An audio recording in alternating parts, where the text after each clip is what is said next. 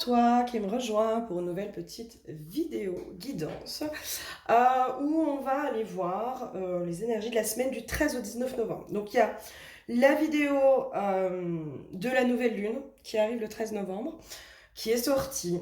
J'ai hésité à faire cette semaine, mais je pense que ça peut être un complément. Voilà, je pense que ça peut être un complément. Donc du coup, je fais quand même cette vidéo euh, pour la semaine. Je remets bien. Ouais, là c'est mieux. Oh ouais, c'est mieux. Oui.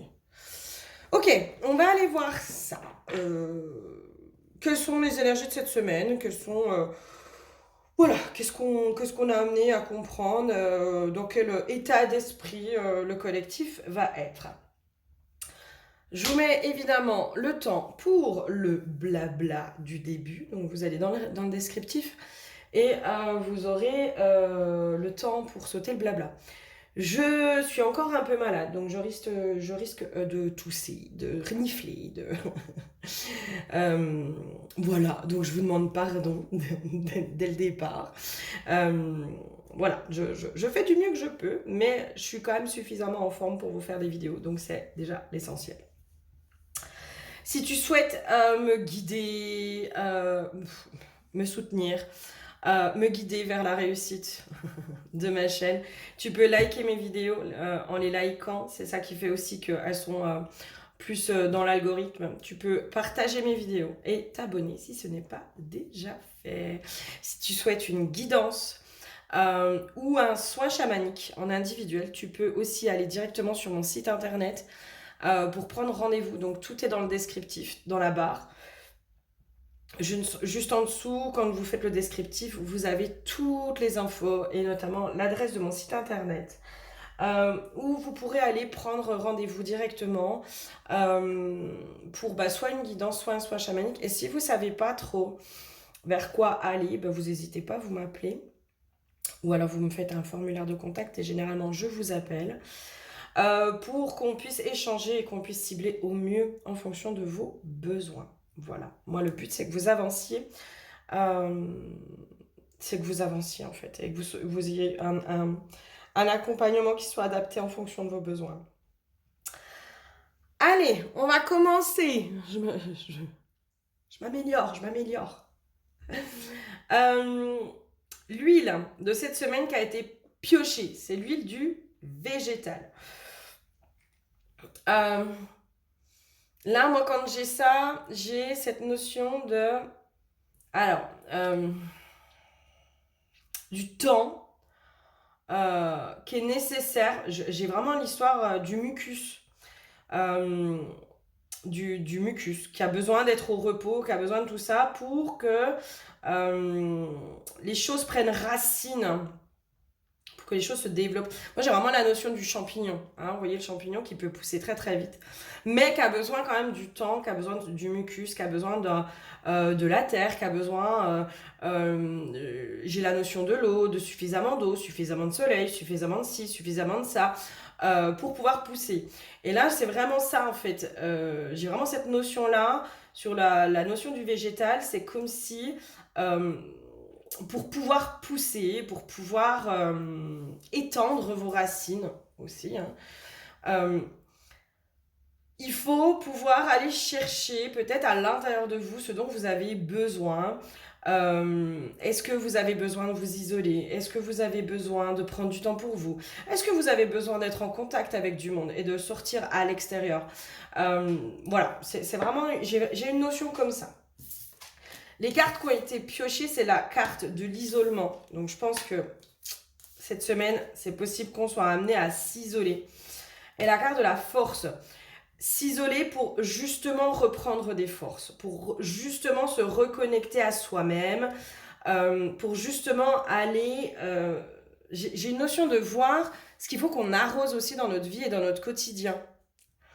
Il y a des choses qui sont énergivores, on va pas se le cacher, des situations, voilà, les soucis, les machins, les trucs, les gens qui se plaignent, les machins, c'est énergivore. Il y a des choses qui sont plus énergivores que d'autres, et je dirais même, il y a des choses qui sont énergivores, donc qui vont nous coûter en énergie, et il y a des choses qui sont nourrissantes. donc qui vont nous donner de l'énergie.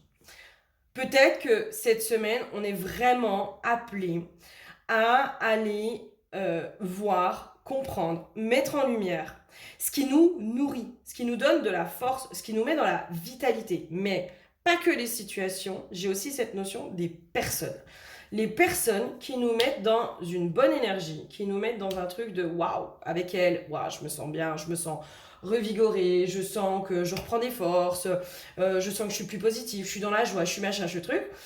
Et peut-être mettre de côté un peu justement ces situations ou ces personnes qui aujourd'hui vous coûtent de l'énergie. Moi j'ai vraiment cette notion de là cette semaine, votre énergie, euh, essayez de la garder et de la mettre dans des choses qui vous font du bien. C'est là aussi où la circulation elle se fait. Hein. C'est quand je vais bien et que je vais vers des choses qui me font du bien, je vais mieux. Je vais de mieux en mieux. Si je vais bien, que je côtoie des fois des personnes qui sont négatives, etc., bah, ça va me demander plus d'énergie pour rester dans une énergie qui est haute. Hein. Ça ne veut pas dire qu'on va aller dans des mauvaises énergies, mais euh, ça va nous demander un peu plus de prendre sur nous, de mettre cette espèce de distance émotionnelle, de dire non mais ça moi je veux pas absorber. Parce qu'il y a beaucoup de choses qu'on absorbe, hein, on s'en rend pas compte, on s'en rend pas toujours compte d'ailleurs. Ok, pour moi déjà le premier truc ça va être ça, et c'est peut-être se recentrer du coup à l'intérieur de soi. Peut-être s'isoler, hein. Peut-être qu'il y a des gens là cette semaine, moi j'ai vraiment cette notion là, hein, de ceux qui vous cassent un peu les pieds. Moi je pense que cette semaine, vous aurez pas du tout envie de les voir, ça va vous coûter quoi, ça va être au-dessus de vos forces. Hein. J'ai un truc comme ça. Ok. Ouais. Une notion quand même de cultiver plutôt les relations d'âme, mais qui sont constructives. Euh, qui sont bénéfiques, qui sont bienveillantes, qui font du bien, qui font du bien. Ouais. Mais quitte à être seul, hein, j'ai vraiment cette notion-là aussi. Quitte à être seul. Euh, Si cette semaine, vous avez ce besoin peut-être d'être dans la solitude, parce que peut-être que cette semaine, la meilleure compagnie que vous ayez, ce sera peut-être vous-même. Hein. Euh, Ne soyez pas surpris. Et autorisez-vous, justement, si vous le pouvez, évidemment, hein, quand on a une vie de famille, des enfants, etc., c'est un peu plus compliqué. Mais autorisez-vous, justement, à rentrer euh, dans ce truc où vous êtes à l'intérieur de vous, où vous êtes bien avec vous-même, quoi. Où vous êtes bien avec vous-même. Et cette relation d'éternité, c'est avec soi, avec son âme. Il y a peut-être aussi cette notion de se reconnecter à son âme, à sa guidance intérieure, à son fort intérieur, j'entends. Et à sa force intérieure. Hein. Tout est à l'intérieur de nous. Hein. Donc peut-être qu'il y a une notion comme ça. Ok, quoi d'autre?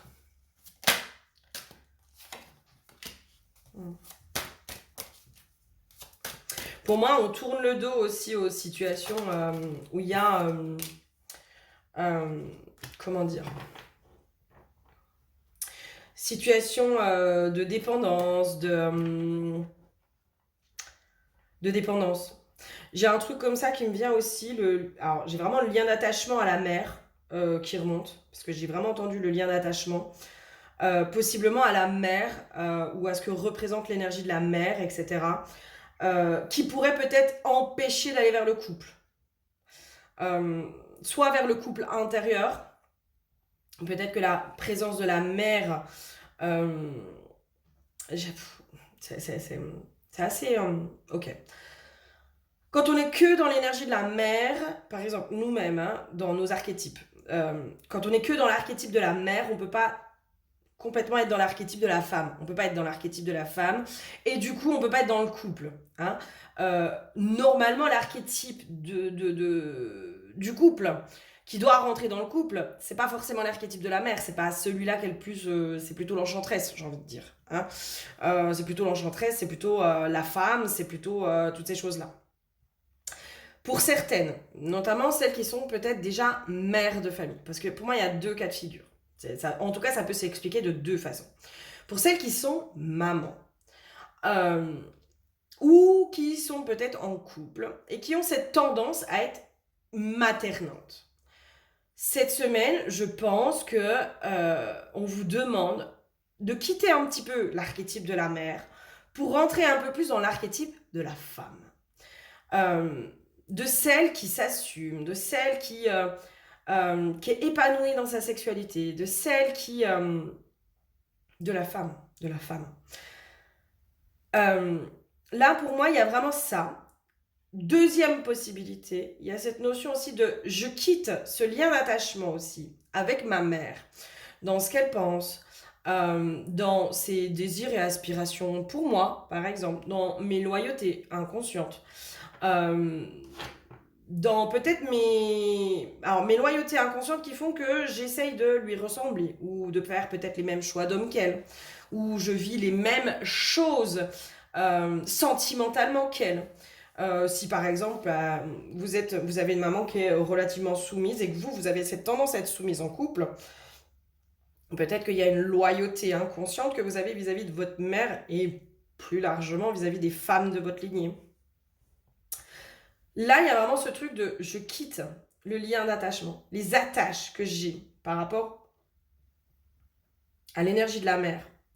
Donc c'est pour ça que je vous dis soit intérieur, soit extérieur, pour pouvoir aller vers ce couple, vers le couple intérieur aussi, mais le couple extérieur, pour être dans quelque chose de plus... moi j'ai vraiment le truc sensuel, quoi, le truc... un truc du genre, la libido elle remonte, quoi, elle revient...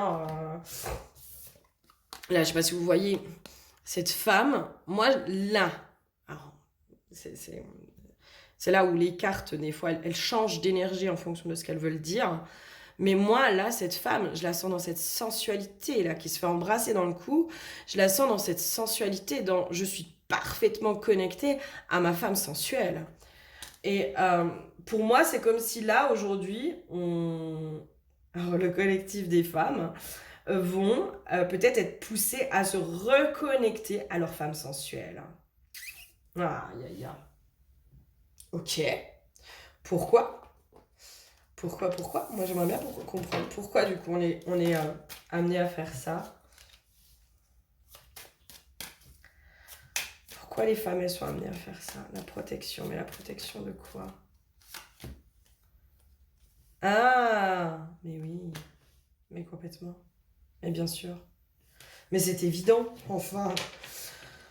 L'énergie de la mère fait que souvent on est justement dans le prendre soin de l'autre, dans le sacrifice, dans la mère, elle fera toujours passer ses enfants avant elle, et parfois même son mari avant elle. Euh, donc il y a cette notion de la mère, elle donne énormément énergétiquement. Et énergétiquement, elle a intérêt quand même à avoir une certaine assise pour pouvoir donner à l'autre. Là, pour moi, on nous pousse à nous remettre dans l'archétype plutôt de la femme et pas que de la mère, parce que justement, il y a cette notion de vol énergétique, de perte énergétique. Moi, j'ai vraiment cette notion, c'est comme s'il fallait qu'on aille recharger les batteries cette semaine. Euh, ouais, il y a un truc comme ça, il faut recharger les batteries. Il faut recharger les batteries pour justement peut-être laisser émerger quelque chose de nouveau. Quelque chose de méconnu, quelque chose de... Ouais, laisser partir l'ancien aussi. Moi, j'ai vraiment quand même, au-delà de l'archétype de la mère, j'ai vraiment quelque chose qui se met en lumière par rapport à votre maman. C'est comme si vous alliez comprendre des schémas que votre maman a mis en place, ou met en place, dans lesquels elle l'est, et dans lesquels vous retrouvez inconsciemment, mais par loyauté. Par loyauté vis-à-vis d'elle. Et c'est comme si là, cette semaine, ça venait vous péter un peu à la tronche de oh, mais non, mais en fait, non, moi, je refuse d'être dans ce sacrifice-là ou dans cette énergie-là. Je refuse de vivre ça, etc. Moi, j'ai vraiment un truc comme ça qui se dessine là. Ok, alors, je cherche quel... Tu l'as? Ah, ok. Qu'est-ce qu'il y a d'autre cette semaine? au-delà de l'énergie de la mère, au-delà de tout ça. Alors, je suis désolée, je suis pas au top du top.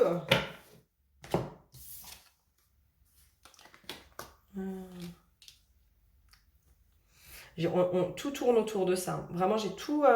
j'aimerais bien avoir l'info, du coup. Parce que là, encore une fois, on me ramène à la maturité, au foyer.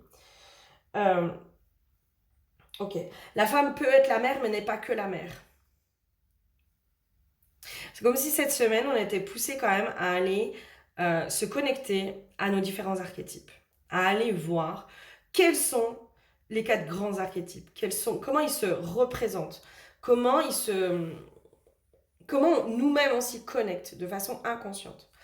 Comment nous-mêmes on est dans nos 4 grands archétypes. Donc la jeune fille, la mère, l'enchanteresse et la sorcière. Je vous invite à peut-être aller voir un peu ce que c'est que ces archétypes. Comment ils se matérialisent finalement dans notre état d'esprit. Les femmes, nous sommes cycliques. Voilà, on est changeante, on est comme la nature, on est cyclique. Mais plus on va aller comprendre nos cycles, plus on va aller comprendre justement ces changements intérieurs, plus on peut aussi être dans l'acceptation de ce qui se passe à l'intérieur de nous. Là, j'ai vraiment un truc autour de la relation amoureuse. Pour moi, c'est comme si cette semaine, autour de la relation amoureuse, on mettait en lumière que peut-être l'archétype de la mère a été un peu trop souvent mis en avant. Et celui de la femme, pas suffisamment. Moi, j'ai vraiment ça en fait. Je me reconnecte à mon énergie de femme, à mon archétype de l'enchanteresse, de la femme, pour justement la mettre dans mon foyer, au service de mon foyer. J'ai même quelque chose qui va encore un peu plus loin, qui est dans vous qui êtes maman. Quelle image voulez-vous donner à vos filles et à vos fils? Moi, ça va même encore plus loin.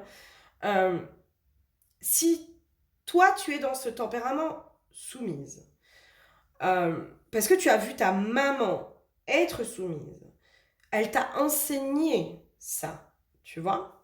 Et toi, aujourd'hui, qu'est-ce que tu as envie d'enseigner à tes enfants? Parce que, inversement, le fils a vu sa maman soumise, donc il pourrait ne pas comprendre qu'une femme ne soit pas soumise. Ou alors, il pourrait aller dans l'inverse avec la femme castratrice, par exemple. Peu importe. Voilà, je pense qu'il y a une analyse à faire de votre contexte familial. J'ai une notion pour ne pas reproduire le même schéma familial. Pour amener justement cette notion de la famille à une autre maturité. Et pas que à du mimétisme inconscient. C'est vachement plus profond, hein, c'est plus pointilleux, hein, c'est plus... Ouais. Ouais. Ok. Je pense qu'on a compris là. Est-ce qu'il y aurait autre chose?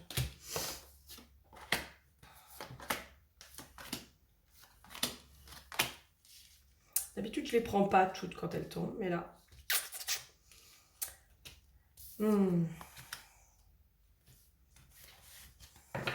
J'ai une notion quand même de voir aussi la famille différemment, d'avoir une autre vision, une nouvelle vision de la famille, de votre famille, c'est-à-dire vos parents, vos frères et sœurs, mais plus largement de la famille peut-être de façon générale, les loyautés de clan, hein, toutes les loyautés. De pouvoir être aussi dans la gratitude de ce que notre famille nous a enseigné, nous a légué, nous a transmis. Nos ancêtres ne nous ont pas transmis que des fardeaux, nous ont aussi transmis des cadeaux qui aujourd'hui font que nous avons cette force à l'intérieur de nous. D'accord? Parfois, dans ce que... Je prends l'exemple de la mère qui est soumise. Et ben peut-être que justement parce que vous avez vu votre mère soumise, vous êtes allé chercher cette force à l'intérieur de vous pour ne pas y être. Et en ça, c'est un cadeau que votre maman elle a fait. En ça, c'est un véritable cadeau. Parce que peut-être que si votre maman elle n'avait pas été soumise, eh ben vous auriez fait l'inverse et vous auriez été soumise. Et vous seriez inconsciemment inconsciemment recoller aux autres membres de votre lignée. Et moi, c'est comme si on était poussé cette semaine à voir, ressentir nos parents différemment pour pouvoir être dans cette gratitude de se dire mais si aujourd'hui je suis qui je suis, si aujourd'hui je suis ce que je suis, si aujourd'hui j'ai cette force d'avancer, c'est grâce à vous, c'est grâce à ce que vous m'avez enseigné, c'est grâce à ces fardeaux, à ces cadeaux, grâce à ces blessures, grâce à toutes ces choses-là, à ce que vous avez mis en place aussi, au rôle que vous avez joué.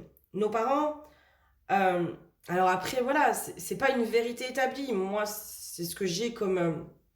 alors, c'est ce qui est dit de façon générale au niveau de la spiritualité. C'est ce que je suis allée vérifier par les voyages au tambour. Et en effet, on choisit nos parents, en fait. Avant de nous incarner, on choisit toujours nos parents. Nos parents, on les choisit. On choisit pas forcément nos frères et sœurs, apparemment, mais on choisit quoi qu'il en soit nos parents.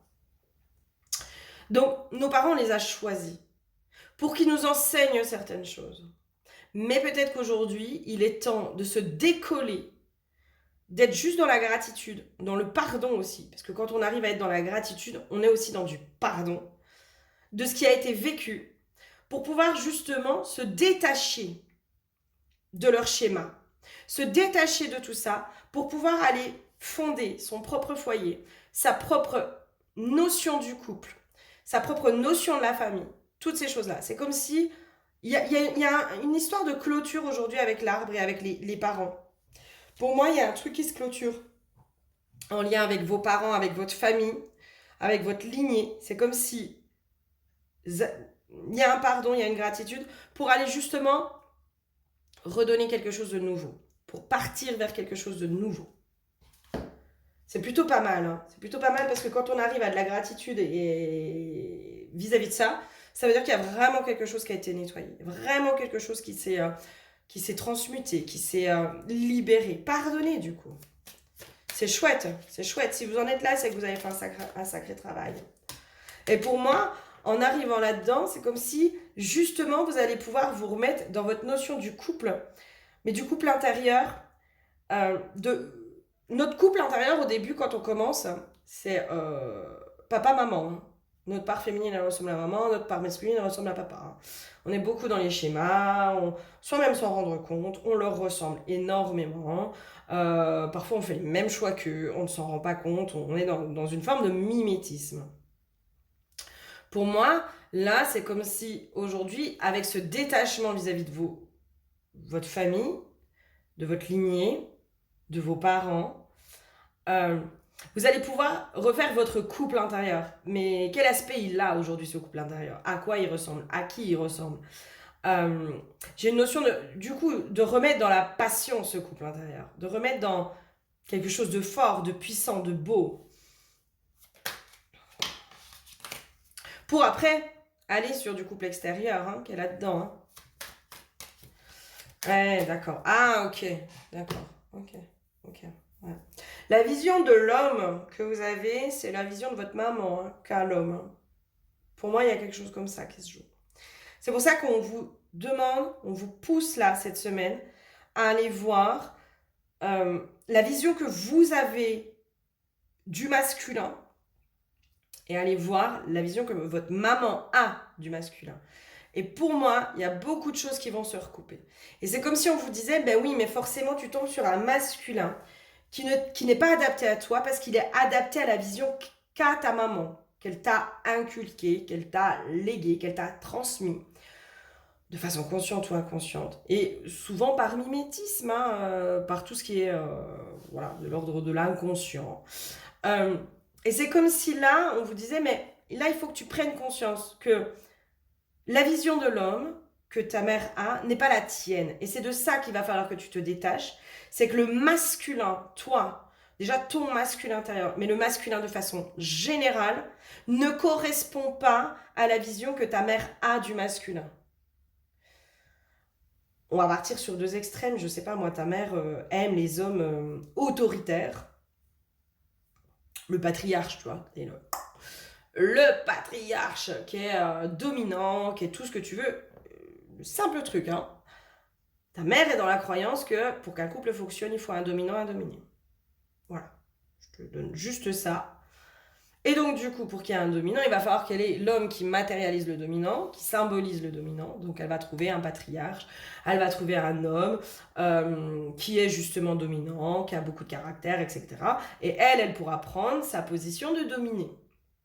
Donc, de femme soumise, etc. Mais ça, c'est parce que c'est sa croyance à elle. Ça, c'est sa perception à elle de l'amour et du couple. Toi, inconsciemment, tu as absorbé cette croyance-là et t'es toujours tombé sur des mecs qui avaient peut-être cette tendance à être dominante, alors que toi, pas du tout, quoi. Toi, toi tu veux pas ça. Toi, ça te correspond pas.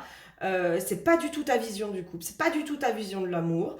Mais inconsciemment, tu attires ce profil de mec-là. Mais parce que tu as absorbé la vision du couple de ta maman. Et tant que tu l'as pas mis en lumière, tant que tu n'as pas compris que cette vision-là, c'est celle de ta mère et c'est pas la tienne, inconsciemment, tu vas attirer ces profils d'hommes. Ou peut-être être attiré, entre guillemets, par ces profils d'hommes. Alors que toi, ton profil d'homme, c'est plutôt, je sais pas, moi, c'est peut-être quelqu'un avec une part féminine importante, avec une grande sensibilité. Et du coup, la vision que ta mère a de l'homme ne correspondra pas du tout à la vision que toi, tu as de l'homme. Mais ça, j'ai envie de dire, on s'en fout. Ça, on s'en fout, ça lui appartient à ta mère. C'est toi. C'est toi, comment tu remets ta propre vision de l'homme. Mais limite faire un tableau entre la vision que ta mère a de l'homme, dans ce qu'elle peut t'en dire, ou dans ce que tu peux observer, et la vision que toi tu as. Ou les hommes que tu as attirés. Tu vas voir, pour moi, il y a des choses qui vont se recouper. Vraiment. Là, c'est comme si on nous poussait vraiment à rentrer dans ce... Justement, dans ce truc de se dire, mais le couple, pour celles qui sont en galère là, depuis des années, là, qui trouvent pas, qui tombent que sur des mecs qui sont des losers, etc., etc., en tout cas qui ne leur correspondent pas, pour moi, c'est comme si on vous disait, oui, mais là, c'est le moment, là. Ça y est, c'est le moment. Là, c'est bon, tu peux avoir la bonne personne, etc. Sauf que pour que cette personne, elle arrive, il va falloir aller te détacher de la vision que ta mère a de l'amour, du couple, de l'homme, etc., etc., etc. Pour moi, c'est comme si cette vidéo, elle était vraiment pour celles qui sont justement... qui n'ont pas encore trouvé chaussures à leurs pieds. Qui n'ont pas encore trouvé chaussures à leurs pieds, où on leur dit, mais... Là, c'est là, en fait, tu sais, c'est un peu dans les starting blocks, quoi, en gros. Il est là, sauf que ce qui bloque, c'est toutes ces croyances erronées, qui fait que tu peux pas le voir. Tu peux pas le voir, il peut pas rentrer dans ta vie, il peut pas tout ça. Donc, du coup, va démonter tout ça et va te remettre toi dans ta propre croyance, dans ta propre conception de l'homme, du masculin, du couple intérieur, du couple. À quoi ressemble le couple? Quelles sont pour toi les valeurs importantes au niveau du couple? C'est comme si on te disait, mais vraiment, va refaire ça. Et je reprends encore cette notion d'isolement de ce qui nous coûte et de ce qui nous nourrit. Quand on n'est pas avec la personne qui nous correspond, forcément, ça nous coûte énergétiquement, hein. Alors que là, on te dit, justement, le couple, il doit être ce lieu de ressources, ce lieu de ressourcement, ce lieu où tu te sens bien, où tu es dans le confort, où l'autre te nourrit émotionnellement, parce que cette relation est nourrissante, parce que vous vous apportez mutuellement quelque chose, etc., etc. Sauf que là, aujourd'hui, peut-être que tu tombes à chaque fois dans quelque chose où ça te coûte en énergie. Et là, on te dit, non, maintenant c'est stop là. Maintenant c'est stop. La personne qui t'est destinée, elle est prête. Elle est prête, il n'y a pas de souci. Elle attend en fait. Elle attend que toi, sois prête à l'accueillir. Que toi, tu sois prête à la laisser rentrer dans ta vie. Mais pour ça, il va falloir aller démonter un peu toutes ces croyances erronées, toutes ces loyautés inconscientes qui sont en lien avec ta mère et avec la vision qu'a ta mère du masculin, de l'amour, de toutes ces choses-là. Je sentais qu'il fallait que je dise autre chose, mais je sais plus quoi, et c'est parti, et c'est chiant que ça fait ça. Oh là là. Mais j'ai vraiment un truc comme ça, là, qui se joue. Il y a la notion, voilà, c'est ça que je voulais dire. Ce truc de se dire, mais... Parce qu'on entend, hein, pour être heureux à deux, il faut être heureux seul, nanana. Oui, d'accord, ok, pas de souci. Sauf que pour moi, l'être humain, il n'est pas fait pour vivre seul. Vraiment. Enfin, je pense qu'on a ce besoin de partage, d'échange, d'amour, de... Voilà. On a ce besoin, l'être humain est un être qui a besoin de sociabilité, de socialisation, a besoin de la relation à l'autre. Voilà. Euh, c'est d'ailleurs ce qui fait son grand défaut. Hein, c'est ce besoin, mais qui, du coup, la communication, la relation, parfois être compliquée, etc. Là, c'est comme si on te disait, mais là, aujourd'hui, peut-être que tu as besoin de la relation amoureuse. Peut-être qu'aujourd'hui, il faut juste que tu prennes conscience que cette relation amoureuse, elle peut être nourrissante, elle peut être enrichissante, elle peut t'apporter ce ressourcement dont tu as besoin, elle peut t'apporter cette énergie dont tu as besoin, elle peut t'apporter tout ce dont tu as besoin que tu pourrais t'apporter seul, évidemment. Mais quel est l'intérêt? Quel est l'intérêt?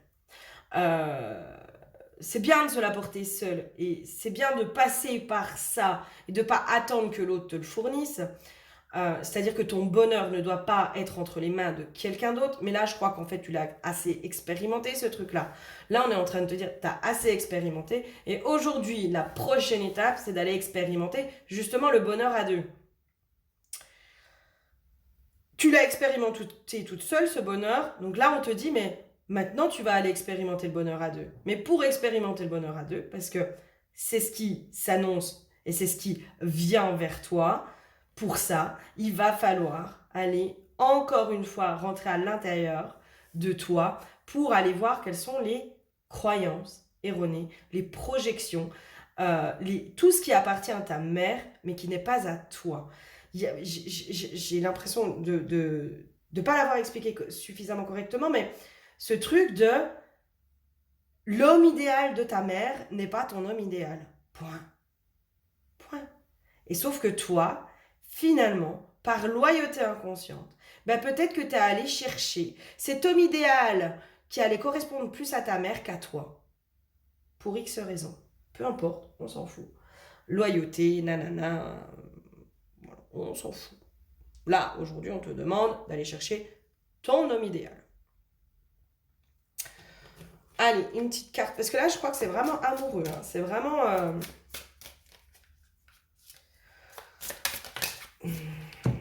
un bonheur éternel. Tu vois, c'est un immense bonheur que vous vivez ou qui vous attend prochainement. Votre relation prend une nouvelle dimension où la quiétude, la joie et la plénitude sont au rendez-vous. Votre relation est harmonieuse et riche en compassion et bienveillance. Vous pouvez enfin avancer en toute sécurité. Et là, c'est vraiment ça la validation, en fait. C'est comme si on te disait, là, il n'y a pas grand-chose. Il y a vraiment ce truc de, non, mais là, en fait, la bonne personne, il est dans les starting blocks. Lui, il est prêt. Lui, c'est bon. Lui, voilà, il est en mode, tu sais, prêt à se lancer pour courir vers toi. Mais, pour pouvoir être vu, reconnu, euh, à sa juste valeur, il va falloir aller se détacher de ses pensées, de ses visions qui appartiennent au clan, à ton clan. Mais même dans du détail, hein. Moi j'ai une notion de même dans le détail. Limite la couleur des yeux, quoi. T'es genre, ta mère, elle aime les grands bruns, même si elle n'est pas elle avec un grand brun, tu vois. C'est vraiment ce truc-là, de se dire, mais comment ma mère me parle de l'amour et des hommes. T'as forcément des indices, t'as forcément des trucs, t'as forcément... on a toujours les infos qui nous sont utiles, on les a toujours. Les trois quarts du temps, les gens que j'ai en guidance, ils avaient déjà les infos. Parce que les infos qui sont importantes pour votre évolution, la vie, l'univers, peu importe, fait en sorte que vous les ayez à votre connaissance. Donc tu as les infos. Ça, ne t'inquiète pas, bah, t'as pas besoin d'aller creuser. Et des fois, tu sais, c'est ce qu'il y a de plus flagrant, de plus limite banal. Et ben c'est ça. Et ben bim. Tu vois, c'est vraiment ça. Allez, un petit message de la déesse sombre pour cette semaine. Qu'est-ce qu'elle nous dit, notre chère déesse sombre? Ma jolie déesse sombre, qu'est-ce que tu nous dis pour cette semaine? Non, une seule carte, ma belle. Une seule carte. Allez, une petite carte Ma jolie déesse Son, s'il te plaît, quel est ton message pour cette semaine? Quelles sont les énergies de cette semaine? Quels sont... Le labyrinthe. Alors, qu'est-ce qu'il nous dit, le labyrinthe?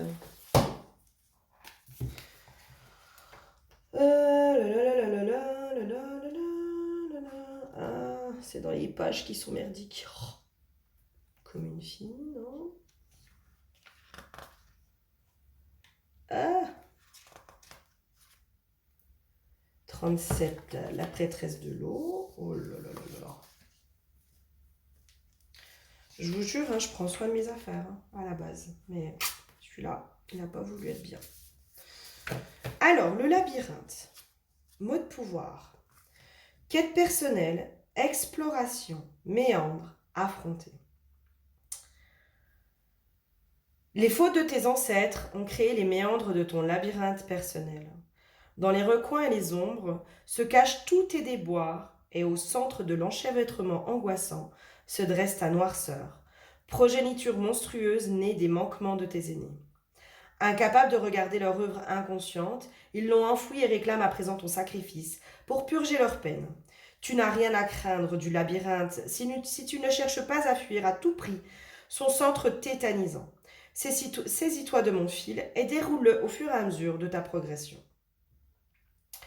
Ne vous contentez pas de la sécurité, du balisé, de la lumière et de l'évitement. Explorez. Partez à la rencontre du vous non censuré. Suivez le fil que votre âme a tissé pour vous et non pas celui que les autres ont bricolé pour vous manipuler. Soyez l'héroïne, récupérez tous vos moyens et allez plus loin que les générations précédentes. Transmutez l'héritage crasseux en fil d'or enchanteur. Et c'est vraiment ça, hein. Là, on est vraiment en train de te dire, mais là, ne te limite pas, quoi.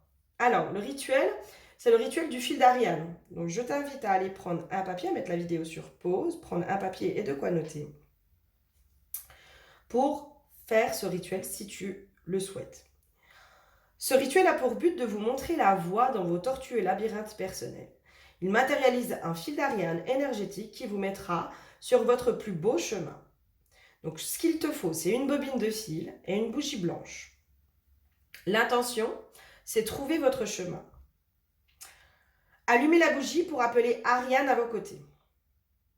Et ensuite, tu vas dire « Serpentine Ariane, maîtresse du labyrinthe, déroule ton fil et tous tes charmes, ma véritable voix, désormais, j'emprunte. » Prenez la bobine entre vos mains et visualisez qu'Ariane y infuse sa sagesse et vous guide.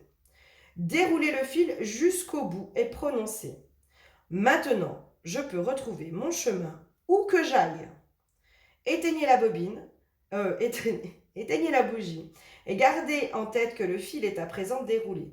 Vous pouvez le suivre dans les deux sens pour retrouver votre chemin si besoin, à l'intérieur de vous comme dans le monde extérieur. Alors, il n'est pas dit de ce que vous faites de votre bobine après. Je ne sais pas. Je ne sais pas. J'aurais envie de dire de le mettre dans une boîte. J'ai une notion comme ça. Mais c'est exactement ça, en fait. Là, ne te limite pas, en fait. Retrouve ton chemin au niveau de ta quête amoureuse, au niveau de ta quête, de ce qui te fait du bien, de ce qui te nourrit, de toutes ces choses-là. Et c'est vraiment libère-toi des croyances familiales. Libère-toi des croyances familiales.